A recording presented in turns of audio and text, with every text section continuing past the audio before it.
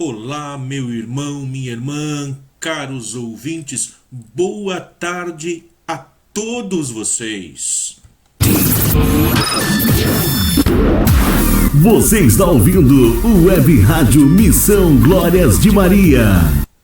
É um prazer e uma alegria muito grande podermos nos conectar mais uma vez aqui na Web Rádio Missão Glórias de Maria.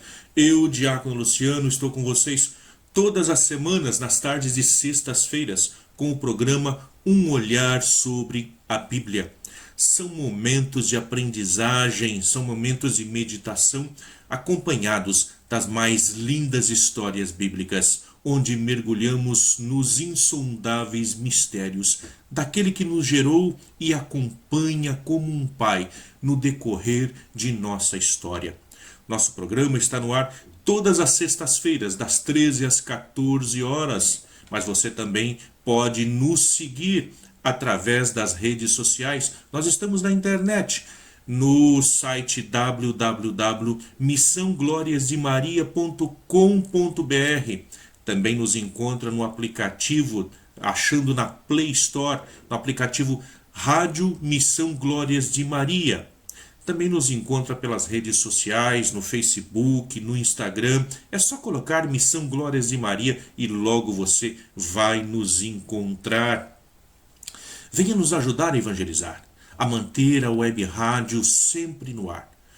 Você pode adquirir os nossos mais variados produtos personalizados. Nós temos terços, camisetas, velas, canetas e outros. Também você pode nos ajudar com suas doações. Não deixe para amanhã o que pode ser feito hoje. Venha e nos ajude você também. Faça sua doação para nos ajudar a evangelizar, a manter a web rádio e também nossa missão. Ou, se preferir, adquira nossos mais variados produtos personalizados: terços, camisetas, velas, canecas, entre outros. Entre em contato através do telefone 011 99617 4687. Repetindo, 011 99617 4687. Eu, Diácono Luciano, estou aqui com vocês novamente para esse nosso encontro de hoje, esse nosso encontro semanal, onde nós nos aprofundamos sobre a Palavra de Deus, nesse programa que nós chamamos de Um Olhar sobre a Bíblia. Momento semanal para nos debruçar sobre a Palavra de Deus, para podermos compreendê-la melhor, para compreendermos tantas coisas que envolvem a nossa fé, tantas coisas que nós acreditamos e que simplesmente acreditamos, e se alguém nos pergunta por explicação, dizemos: acredito porque é assim.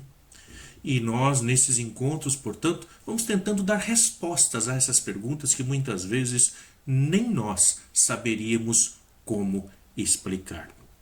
Nesse nosso encontro de hoje, convido cada um de vocês para, juntamente comigo, estarmos aqui mergulhando nesse universo bíblico, tendo uma Bíblia aí na sua mão, um caderninho de anotações para você colocar suas dúvidas, caso as tenha, e para que possa dessa forma ficar bem informado sobre tudo aquilo que está em torno do universo onde a Bíblia foi criada. Nesse nosso programa de hoje, nessa sexta-feira, em que nos reunimos aqui, sempre das 13 horas às 14 horas, portanto, 1 hora semanal de estudo sobre a Bíblia. Hoje nós vamos nos encontrar aqui, nos debruçando sobre a Bíblia, com uma pergunta que nós já tocamos no assunto lá atrás, mas que nesse encontro de hoje nós vamos estar tentando aí responder, tentando nos aprofundar. A Bíblia de edição católica é diferente da Bíblia de edição protestante? Se é diferente, em que consiste essa diferença? Por isso, para esse nosso programa, nós vamos começar então tentando responder essas e outras perguntas. Lembrando sempre que você está ouvindo essa nossa programação da Web Rádio Glórias de Maria.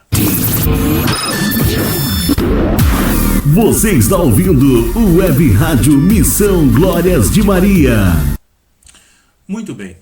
No encontro de hoje, então, nós veremos As pequenas diferenças existentes entre a Bíblia católica e a Bíblia protestante não são muitas diferenças que existem, mas elas estão aí e podem ser, portanto, investigadas, podem ser conhecidas. E é isso que nós nos propomos então fazermos nesse nosso encontro de hoje. Quanto aos livros do Novo Testamento, nós podemos afirmar com toda certeza que não há diferença entre a tradição católica e a tradição protestante. Todos os 27 livros que estão contidos na sua Bíblia católica, na minha Bíblia, assim como aqueles que estão contidos na edição protestante, são sempre os mesmos 27 livros. O problema vai se encontrar na edição, na parte do Antigo Testamento. Então, quando nós falamos com relação ao Antigo Testamento, a edição católica ela tem 7 livros a mais que a edição protestante. Esses livros são eles: Tobias, anote aí, livro de Tobias, livro de Ruth, Sabedoria, Eclesiástico, primeiro livro de Macabeus, segundo livro de Macabeus, então primeiro e segundo livro de Macabeus, Baruque, são esses os 7 livros, e também nós vamos ter alguns versículos lá no livro de Esther e também alguns versículos do profeta Daniel. Esses são os livros que são chamados de deuterocanônicos. E por que deuterocanônicos? Isso vem da tradição grega, portanto, deutero, segundo, e cânon, nós podemos traduzir como lista. Então, a segunda lista, o segundo cânon. Os outros 39 livros do Antigo Testamento são chamados de protocanônicos. Proto, do grego também, tem o seu significado como primeiro, e cânon, lista, portanto, o primeiro cânon. Então, o que vem a dizer isso? Nós temos 2 listas de livros para a Bíblia. Uma lista primeira, mais antiga, uma lista secundária, feita depois, por isso deuterocanônica. E nessas listas, com essas 2 listas, nós vamos ter uma diferença, onde numa primeira lista nós vamos ter esses livros a mais e numa segunda lista depois esses livros vão ser tirados, vão ser removidos. Os deuterocanônicos, eles foram escritos em grego. E inicialmente eles foram aceitos pelos judeus e pelos primeiros cristãos. Só que mais tarde, porém, eles foram rejeitados pelos judeus e também depois, na sequência, com a Reforma Protestante, foram rejeitados também pelo protestantismo. Então, essa é a diferença que nós vamos ter.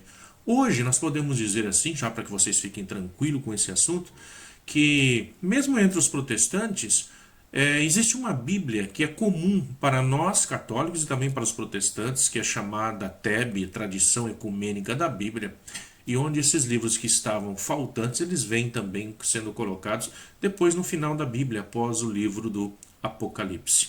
São livros importantes, esses livros escritos em grego, todos eles foram escritos em grego, e por isso, exatamente por isso, não foram aceitos, né? Então vamos trabalhar um pouquinho hoje para que nós possamos compreender isso e para dizer assim, se nós temos uma Bíblia na nossa casa e essa Bíblia é a de tradição católica ou a tradição protestante, no que se refere ao Novo Testamento, no que se refere à ação de Jesus em nosso meio, tanto uma como a outra vão conter aí, portanto, os mesmos livros. Então nós vamos ter os 27 livros que são os mesmos tanto para um como para o outro.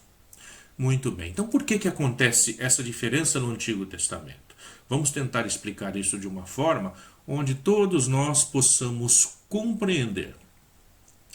O povo judeu, ele viveu séculos em sua terra, que nós conhecemos como a terra de Israel, outros conhecem como Palestina, a terra de Canaã, a terra prometida. Tantos nomes que foram atribuídos a essa terra. O povo judeu vive lá durante séculos. Porém, por força de invasões, por força de guerra, muitos desses judeus, eles passaram a viver em outras terras. São os judeus que nós chamamos da diáspora. Diáspora é esse movimento migratório de saída do seu próprio território. E esses judeus tiveram que sair, portanto, e migrar para outros lugares com melhores condições de vida e muitas vezes fugindo para salvar a própria vida. E eles vão para regiões como o Egito, Babilônia, Síria, Líbano. Eles vão se espalhar por toda aquela região próximo ao Mediterrâneo. E lá, portanto, eles vão fixar a sua morada e vão formar grandes bolsões, grandes grupos do próprio judaísmo lá dentro. E esses vão continuar narrando as suas histórias. Os judeus que viviam na terra de Israel, aqueles que ficaram na terra, num determinado momento da sua história, eles decidiram formar a lista dos escritos que faziam parte da sua escritura. Eles decidiram fechar o cânon bíblico. Isso não sabemos ao certo a data, mas nós calculamos que isso tenha acontecido lá por volta do final do século IV antes de Cristo. Então teria sido ali o momento em que se fechou o cânon bíblico do Antigo Testamento. Então esses judeus ali definiram quais seriam os livros que entrariam, que fariam parte dessa lista que nós vamos chamar de cânon, desse primeiro cânon. E essa relação de livros é o que nós vamos chamar depois de Bíblia dos Judeus, tá? Que nós trabalhamos muito com ela, hoje nós temos ela em nossas mãos e ela vai ser trazida para nós como Bíblia Hebraica Stuttgartense. Então essa Bíblia hebraica, essa Bíblia dos Judeus. Só que os judeus das outras regiões, esses que eu citei há pouco, esses que estão morando lá no Egito, esses que estão morando lá na Babilônia, lá em outras regiões, eles continuam vivendo também a sua história. E essa história passa a ser escrita também. Então, além de acolher esses livros que já estavam escritos, que já tinham sido colocados dentro desse cânon, eles tinham também outros escritos. Só que esses escritos eram em grego, que foram utilizados também por cristãos e cristãs das primeiras comunidades. Só que gerou-se um problema. Para esses judeus que vivem na terra, esses judeus que têm um contato ainda com a língua hebraica, com a língua aramaica, que são as duas línguas principais no qual foram escritos o Antigo Testamento, para esses judeus, eles vão dizer que Deus não se revela em outra língua, mas somente nessas duas línguas. Portanto, Deus não se revelaria em grego, e por isso, todos aqueles livros que foram escritos na língua grega foram deixados de fora do cânon por conta desses judeus mais tradicionais, esses que vivem em Jerusalém.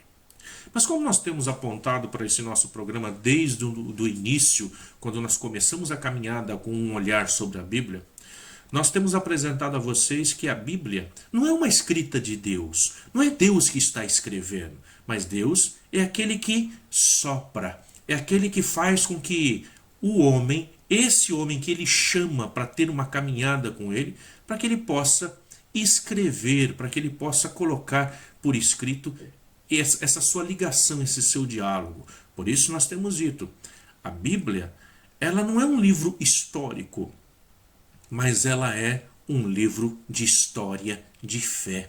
A história de fé desse povo. Portanto, um povo que caminha e ele vai sentindo nos acontecimentos, na vida, no cotidiano dos seus problemas, das suas dificuldades e de alegrias, ele vai sentindo a presença desse Deus em seu meio. Esse Deus que o inspira, portanto, a escrever. Esse povo que está longe de Jerusalém e que também é judeu, ele também se sente inspirado por Deus. Esse povo também está escrevendo a sua história de fé dentro dos seus acontecimentos. Mas esse povo agora já não fala mais o hebraico ou o aramaico. Eles estão falando a língua grega. Porque como nós falamos também em programas anteriores, portanto você que ainda não nos assistiu e que está começando a ver esse programa a partir de aqui, vale a pena voltar, pegar os outros programas atrás.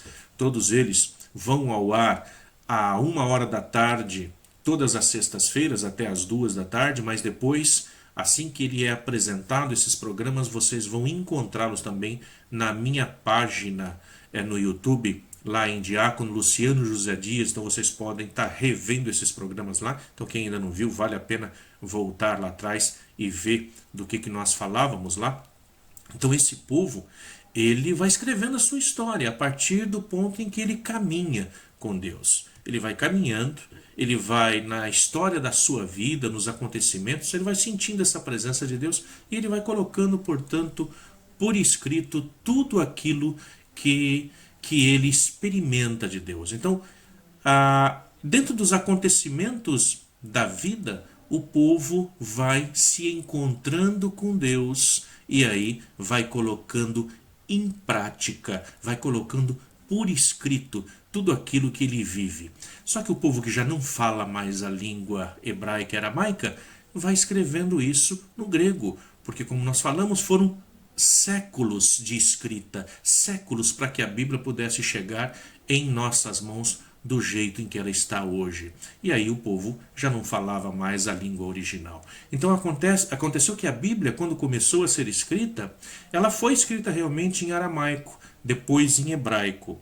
Porém, os escritos que estavam em grego não foram aceitos como sendo de inspiração divina por esses judeus que moravam na região de Jerusalém, que já tinham preparado, então, a relação de livros que formara o que nós conhecemos como a Bíblia. Quando foi feita a Reforma Protestante, e aí vejam só, séculos depois, nós já estamos falando aqui de 1517, quando aconteceu então a Reforma Protestante, lá com Martinho Lutero, onde vai chegar ao auge esse pico, e surgiram as igrejas evangélicas. Estas igrejas que vão surgindo, elas não querem utilizar a mesma Bíblia da edição católica e por isso elas vão, nesse momento, querer a sua própria Bíblia. E aí o que vai ser feito? Vai ser voltar novamente um olhar sobre a Bíblia e eles vão criar uma nova tradição. E dentro dessa nova tradução agora, o que eles vão fazer? Eles vão seguir aquela outra lista, aquela lista menor da primeira Bíblia.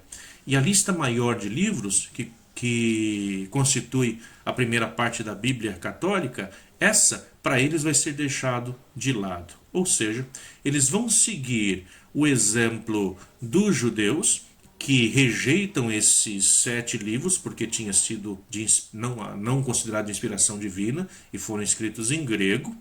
Só que todo o Novo Testamento que foi feito, foi escrito, redigido em grego, eles vão ficar com essa parte do Novo Testamento e acrescentar dentro da sua edição. Por isso, nós vamos ter essa grande diferença hoje desses 7 livros, que foram os livros que nós citamos logo há pouco, quando começamos, são os livros de Tobias, Judite, Sabedoria, Eclesiástico, 1º e 2º Macabeus, Baruque e alguns versículos de Esther e do profeta Daniel, que são livros muito importantes também para nós conhecermos essa caminhada do povo, mas que, num primeiro momento, para a edição protestante, esses livros não vão estar presentes aí, portanto, na Bíblia protestante. O que é uma pena, e que dessa forma, portanto, para poder compensar isso, para poder correr atrás dessa história, muitos dos evangélicos hoje vão utilizar então a Bíblia chamada TEB, que é essa que vai nos dar, então, vai ter essa possibilidade de acessar a esses livros que são faltantes aí na Bíblia. Agora, para nós conhecermos qual é a edição que nós temos na nossa mão, qual é a Bíblia que nós temos na nossa mão, se falta realmente algum desses livros na nossa Bíblia, saber se nós estamos utilizando a versão católica ou a versão protestante, então para isso nós temos que abrir lá a nossa Bíblia, irmos lá no índice e lá vermos se consta esses livros que nós citamos, esses 7 livros, ou se eles estão realmente faltando. Então digo a você, vá agora lá, dá uma olhadinha na Bíblia de você e daqui a pouco nós voltamos, então fazemos esse intervalinho aqui e deixamos aí uma bela música a ser tocada, uma música mariana que fala aí diretamente ao nosso coração, para que nós possamos nesse instante aí, nessa nossa caminhada, irmos aí pedindo a presença do Espírito Santo no nosso meio que nos alimenta. Que Maria esteja sempre conosco.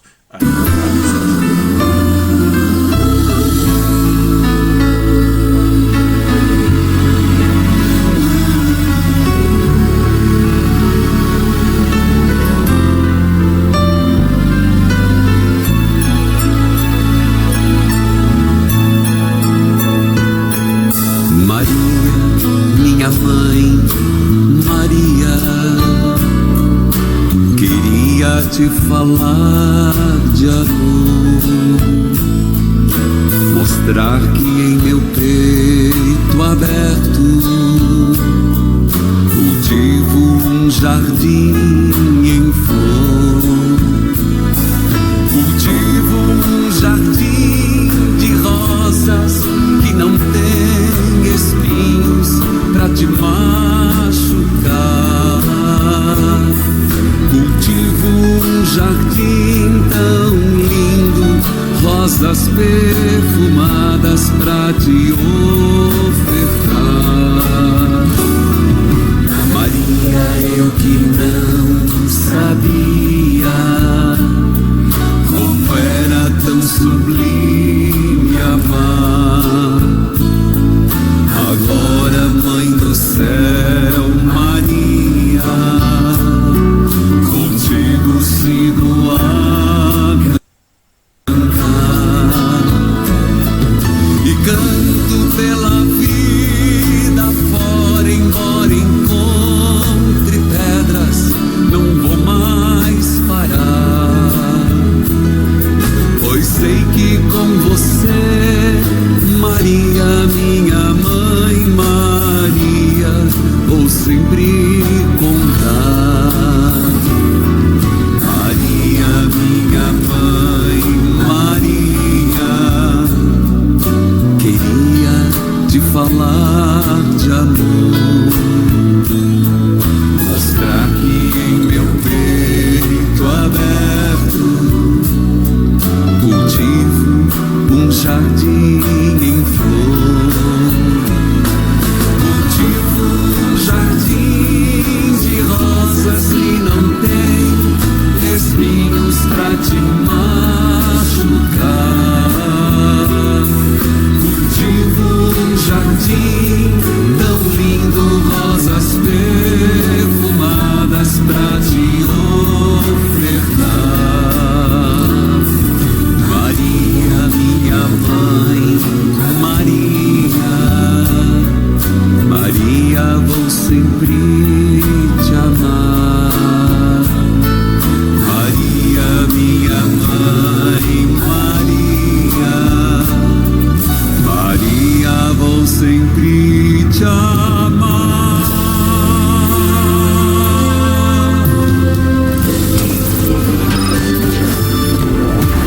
Você está ouvindo o Web Rádio Missão Glórias de Maria.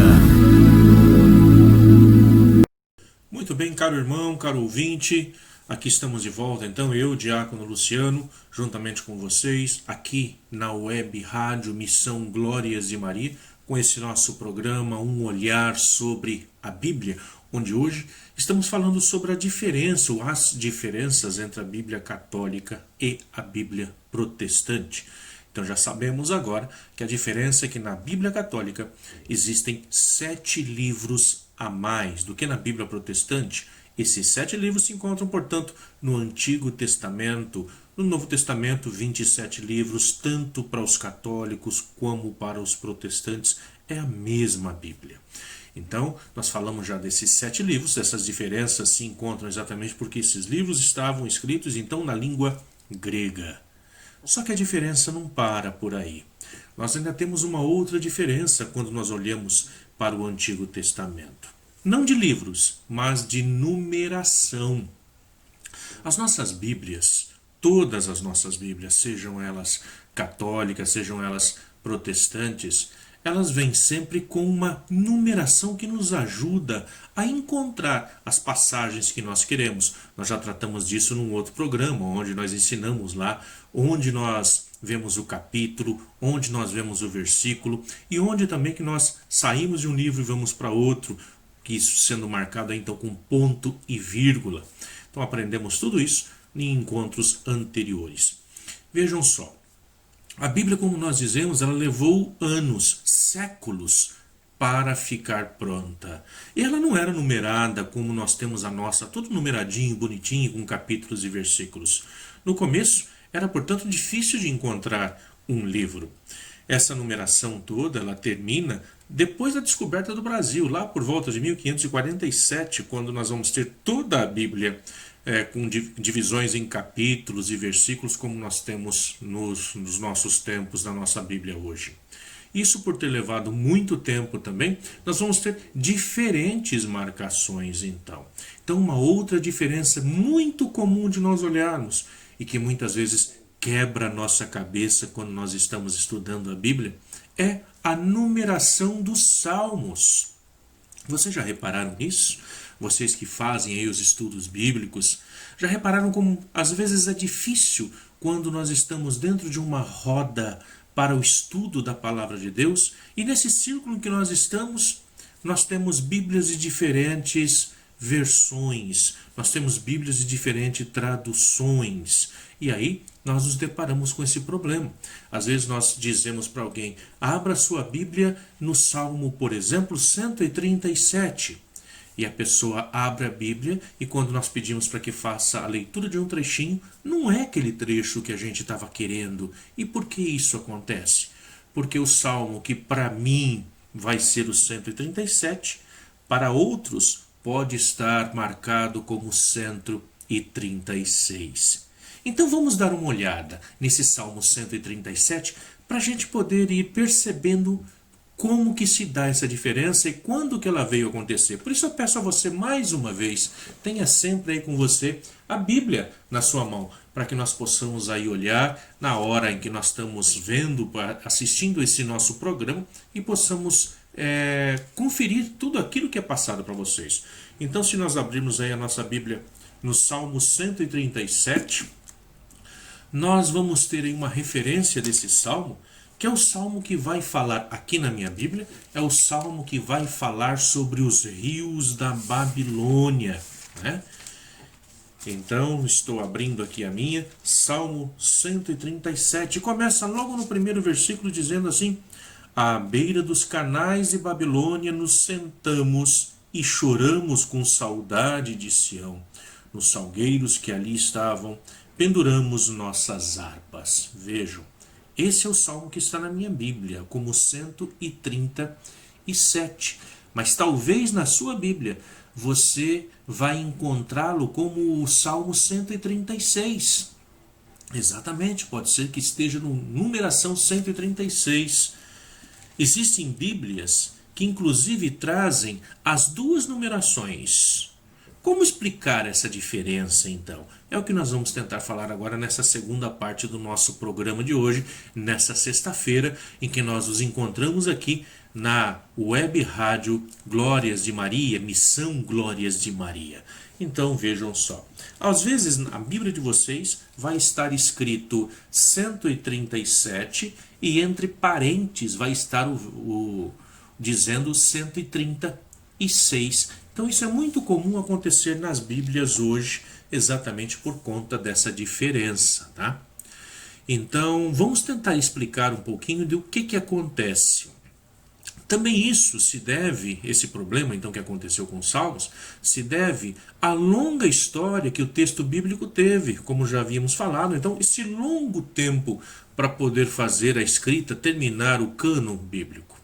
Então logo acima, né, no nosso primeiro bloco, nós falamos sobre isso, citamos sobre as traduções da Bíblia, né? Pois bem, a tradução grega, seguida pela tradição latina, que é a nossa, então nossa Bíblia hoje, nossa Bíblia, a Bíblia católica, ela segue essa tradição grega. Então é feita uma Bíblia chamada Vulgata, no qual faz a transcrição, então vai traduzir do grego a palavra de Deus para a língua latina, ou seja, para o nosso português, vai ser pego a partir daí, dessa tradução da Vulgata. Então, nessa nossa tradução, os Salmos foram traduzidos, melhor dizer, foram numerados de uma maneira diferente.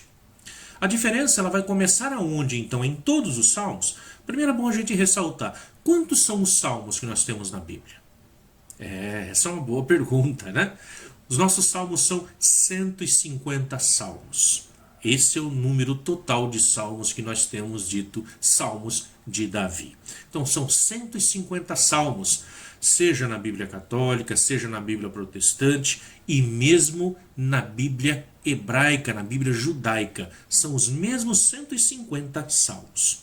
Só que tem uma diferença. A diferença está na numeração, como é que foram numerados esses salmos. Tá? Então essa diferença vai começar no Salmo 9 e 10 do texto hebraico. Que o que vão fazer os tradutores, aqueles que vão traduzir, os tradutores gregos? Eles vão pegar esses salmos e vão considerar como sendo o Salmo 9. Tá? Então eles vão pegar o Salmo 9 e 10, vão juntar os dois e vão dizer, aqui nós só temos um salmo, que é o 9. Porque o 9 era curtinho. Então é feita essa junção com o Salmo 10. Como se dá continuidade à mesma história que está se falando, na Bíblia hebraica estava como 2 salmos, na Bíblia grega depois vai ser colocado, juntado esses dois números, o capítulo 9, o Salmo 9 e o Salmo 10, e vai ser juntado como sendo um único salmo, número 9. Então vejam só, daí em diante vai dar um salmo a menos na Bíblia. Então, na sequência, nós vamos percebendo essa problemática que surgiu, né? E a numeração grega passa a ter um número a menos, portanto, do que a hebraica. Só que isso vai até o final da Bíblia? Não segue até o final da Bíblia. Vejam só qual o problema. Então, a partir do Salmo 9 e 10, na grega, nós vamos ter dito que é só o Salmo 9. Na hebraica, 9 e 10 continua normal. Isso vai seguir até o Salmo 114. Quando chega no Salmo 114 e 115, a tradução grega considerou apenas um salmo. Exatamente, fez a mesma coisa que tinha feito antes. Ela pega o Salmo 114 e o Salmo 115, junta tudo isso em um único salmo e vai dizer que então é o Salmo 113. Porque se nós estamos contando 9 e 10, o Salmo 9 e 10 como sendo 9, quando chega lá no 114, ele vai juntar os dois, 114 e 115, só que como já tinha um número de salmo a menos, esse cai então para 113. Então veja, a diferença agora, ela passaria a ser de 2 números. Então, na Bíblia grega, nós teríamos 2 salmos a menos. Não é que estão a menos, eles estão lá, mas estão como sendo um único salmo. Tá? Só que quando chega no Salmo 116 do hebraico, vai acontecer agora o contrário. Os tradutores vão pegar o Salmo 116 e dividiram esse salmo em 2, ficando, portanto, aí Salmo 114 e Salmo 115. Então vejam só, se antes estávamos juntando salmos, agora se pegou o Salmo 116, achou que era muito longo, e o que se faz? Se divide o Salmo 116. E aí agora esses dois passaram a ser o Salmo 114 e Salmo 115. Assim, a partir de agora, a diferença volta a ser de um número só. E assim vai continuar até o Salmo 147 em hebraico, que mais uma vez os tradutores gregos vão dividir esse salmo em 2. E aí vai ficar Salmo 146 e 147. Então, daí em diante, né, nós vamos ter os 3 salmos restantes, os 3 salmos finais para completar aí os 150, que vão ser iguaizinhos. Então, nós começamos iguais, vamos até o Salmo 9 igual. Quando chega no Salmo 9, pode acontecer de na sua Bíblia estar com uma numeração diferente da minha, exatamente porque os gregos vão pegar o Salmo 9 e o Salmo 10, vão juntar tudo dizendo, não, aqui é um salmo só. Vão assim até o Salmo 114, 115, quando chega lá, de novo eles vão agora pegar esse Salmo 114 e esse Salmo 115 fazendo outra divisão, e aí nós vamos ter aí só o Salmo como sendo 113, porque o 114 e 15 também foram juntados. Aí quando chega no 116, que é muito longo, eles dividem isso em dois.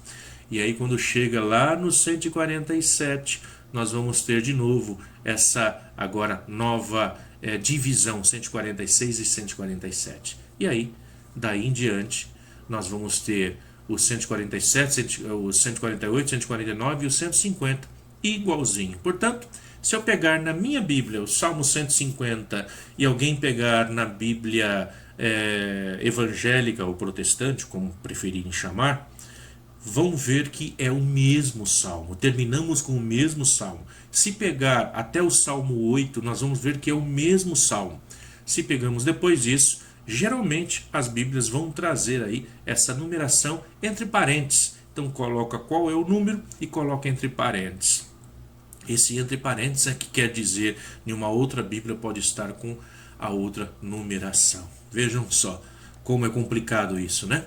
Então a tradição católica, o que ela fez? Ela seguiu a numeração que foi adotada na tradição grega.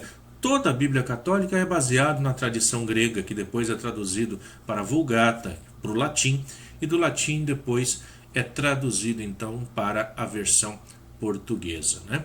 Já os protestantes vão seguir a tradução que foi feita depois, né? Nós vamos pegar lá com Martinho Lutero, ele vai querer fazer uma nova tradução da Bíblia, só que ele não vai pegar essa tradução para o português do grego, ou do latim, ele vai pegar diretamente no hebraico. E aí que ele vai notar que teve essa diferença, e também essa diferença vai seguir então aí no Salmo, com relação à numeração.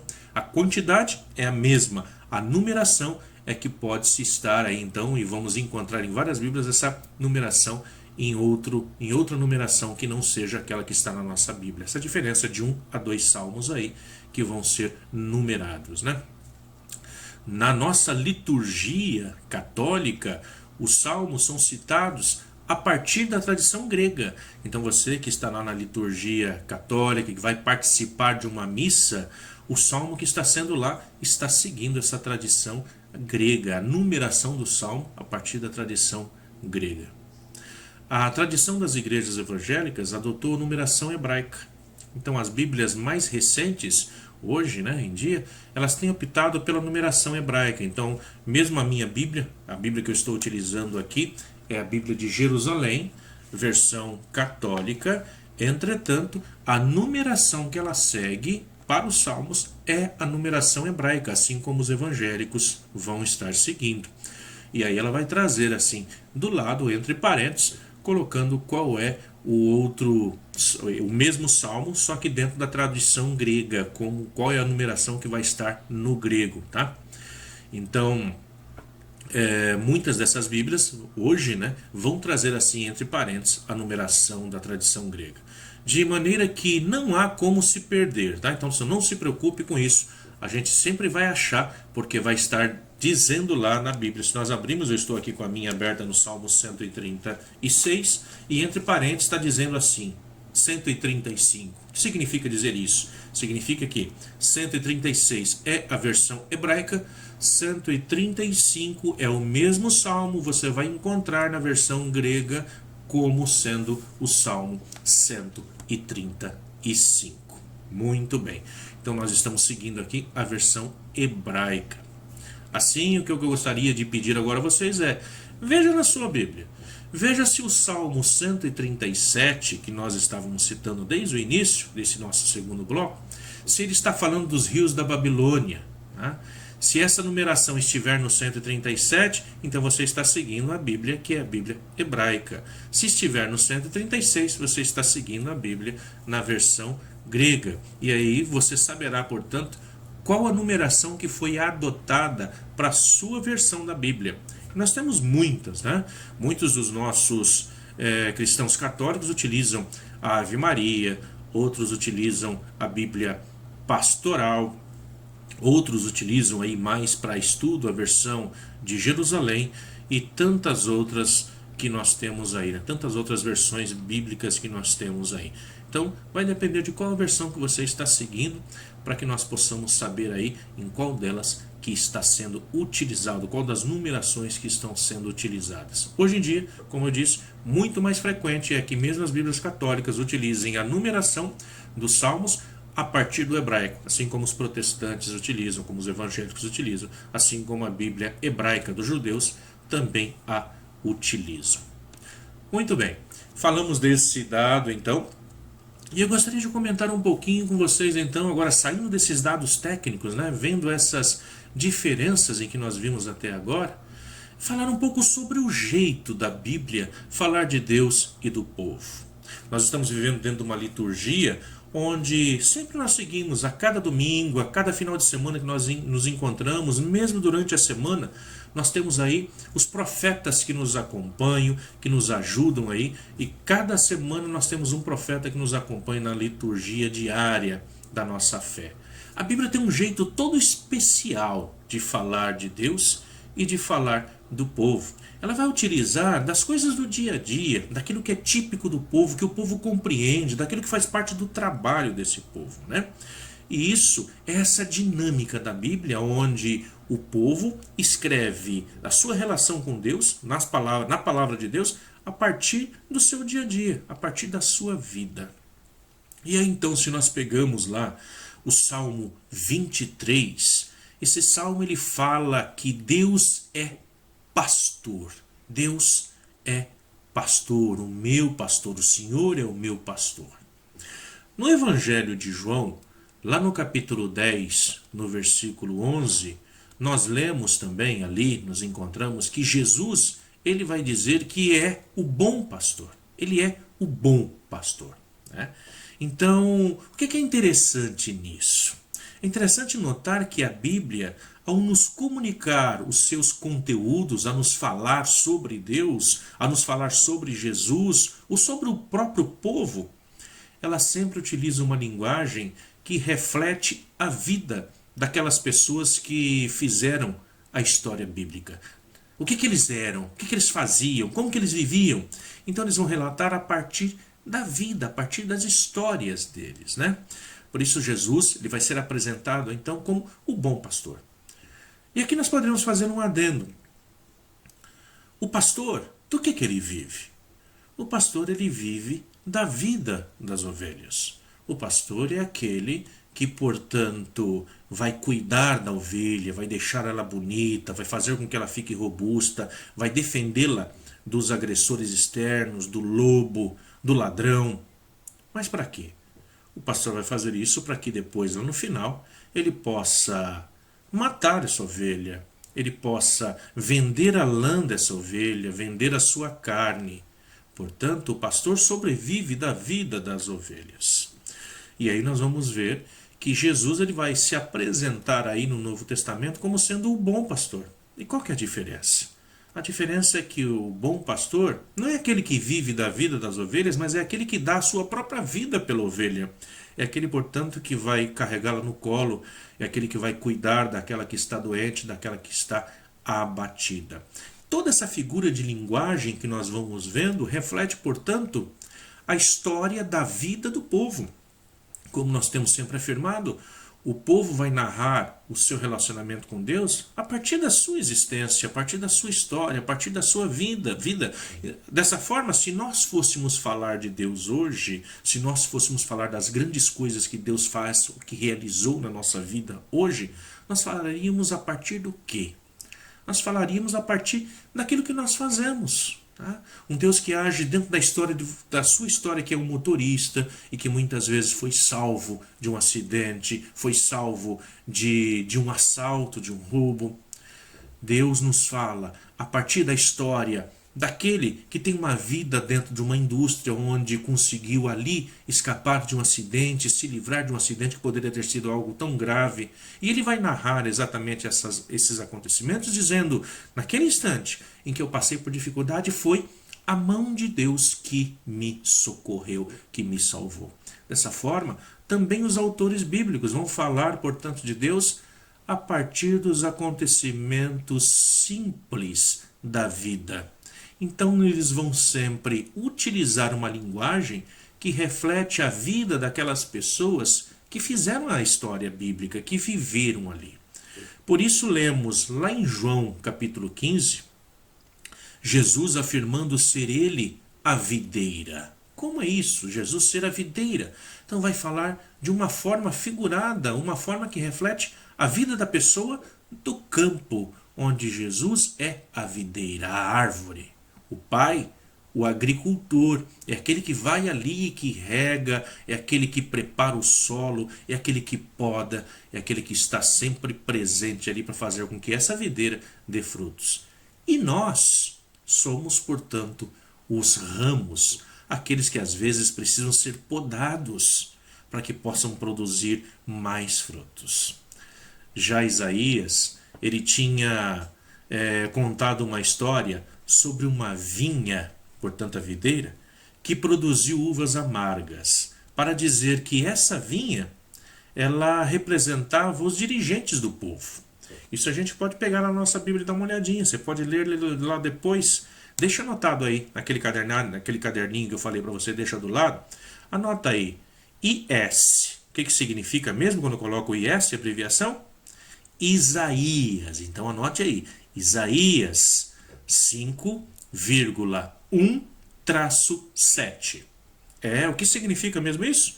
Isaías, capítulo 5, versículo de 1 a 7. Então é assim que nós escrevemos. E aí, nessa história, Isaías, capítulo 5, versículo 1 a 7, você vai encontrar esta história onde ele vai falar sobre a vinha que produziu ervas amargas.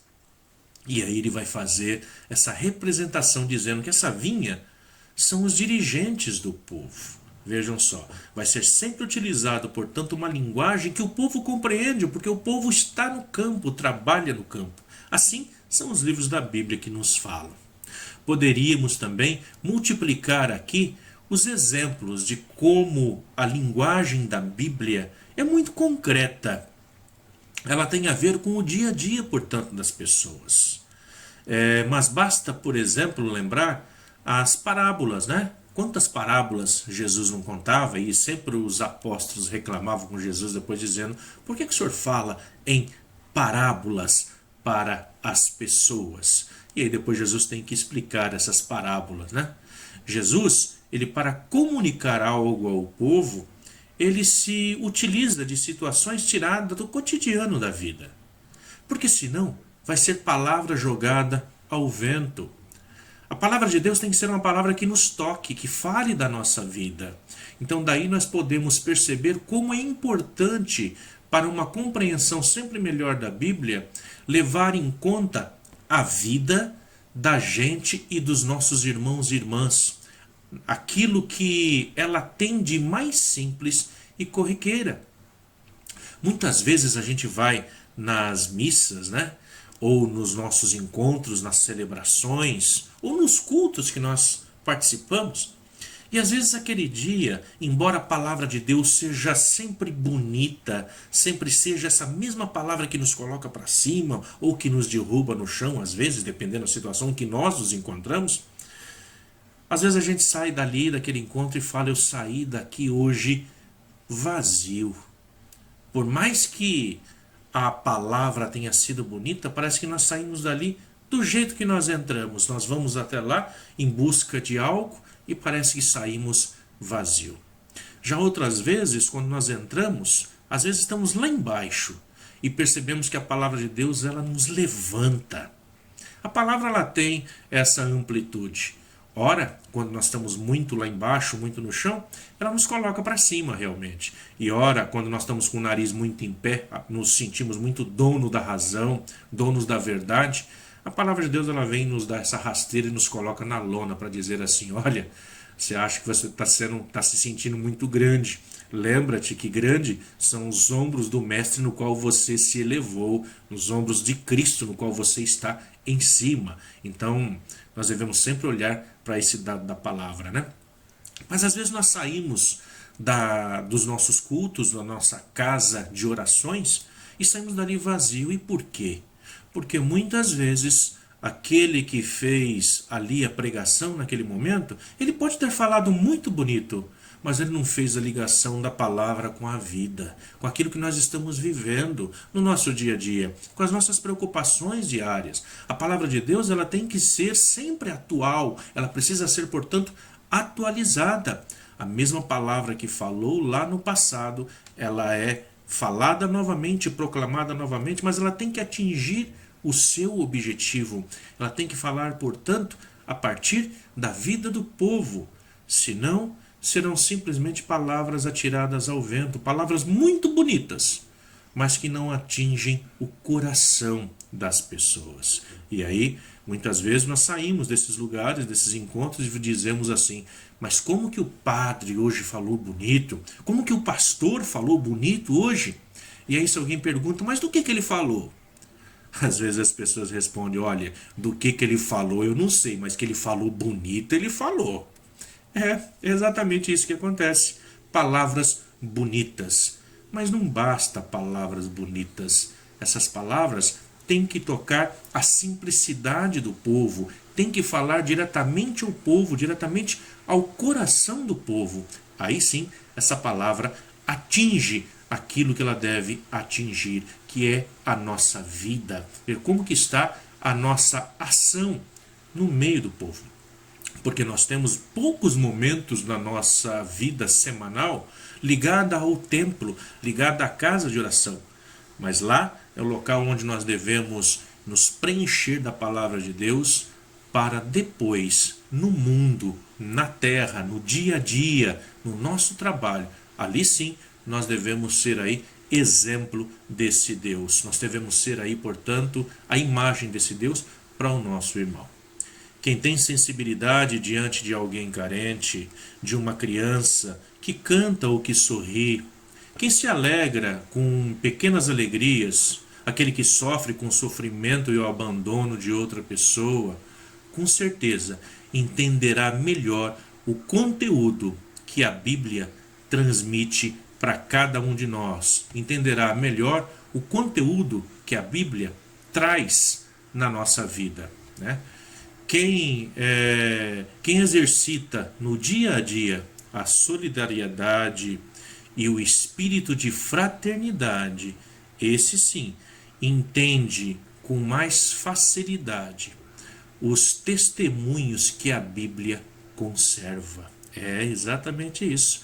Para que nós possamos, portanto, compreender bem a palavra de Deus, temos que compreender bem que Deus agiu na vida do povo.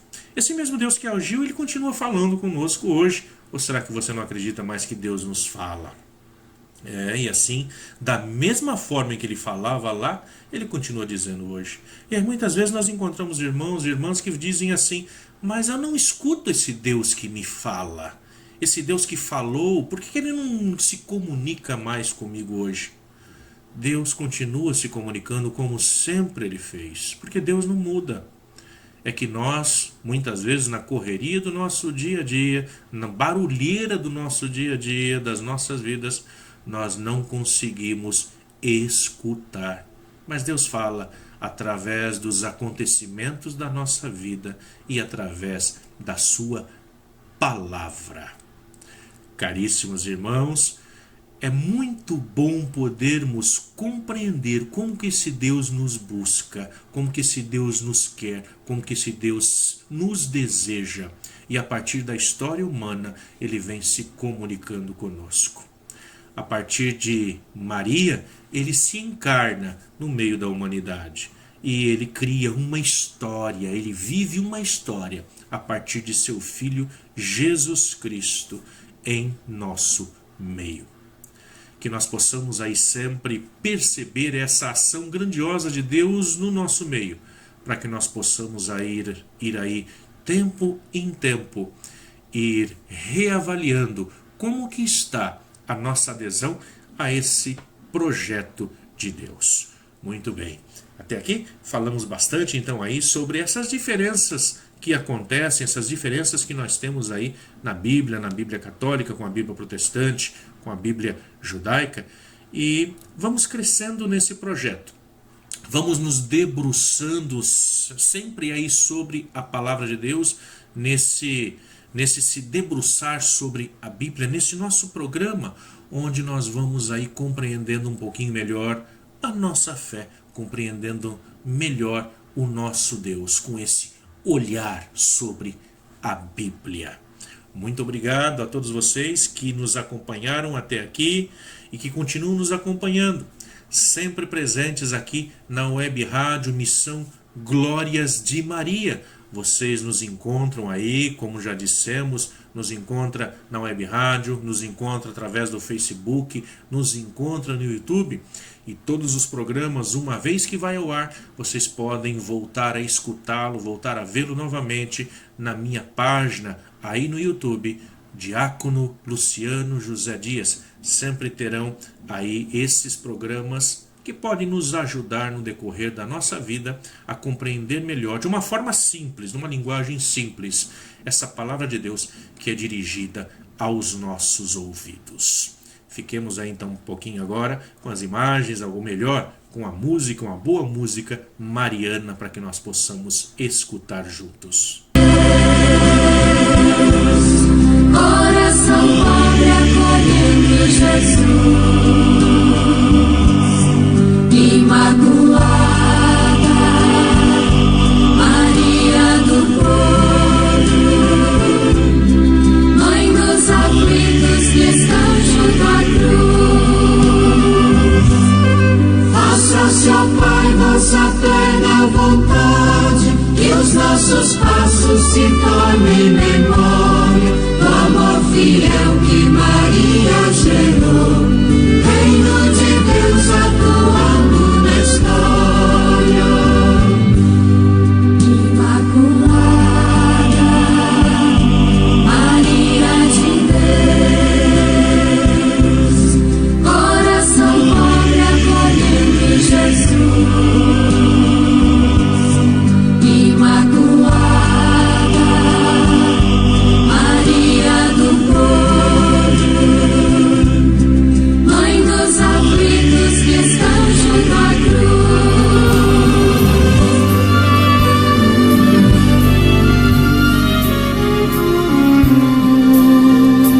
Virgem da Penha, minha alegria, Senhora nossa, Ave Maria. Ave,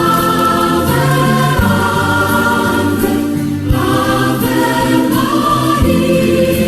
Ave, Ave,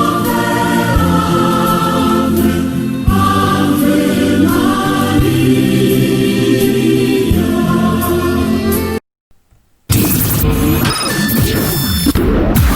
Você está ouvindo o Web Rádio Missão Glórias de Maria. Muito bem, caro irmão, cara irmã, caro ouvinte, aqui da Web Rádio Missão Glórias de Maria. O nosso programa de hoje está chegando ao fim. Foi uma alegria muito grande estar com vocês nesse nosso programa, um olhar sobre a Bíblia. Mas não fiquem tristes. Semana que vem tem mais, semana que vem estaremos de volta novamente com mais informações sobre a Bíblia, com mais curiosidades, de forma que nós possamos ir cada vez mais nos aprofundando, mergulhando nesse mistério de Deus. Fiquem com Deus e fiquem na Web Rádio Missão Glórias de Maria, porque a nossa programação não terminou. Continuem com boa música e até a próxima semana. Tchau!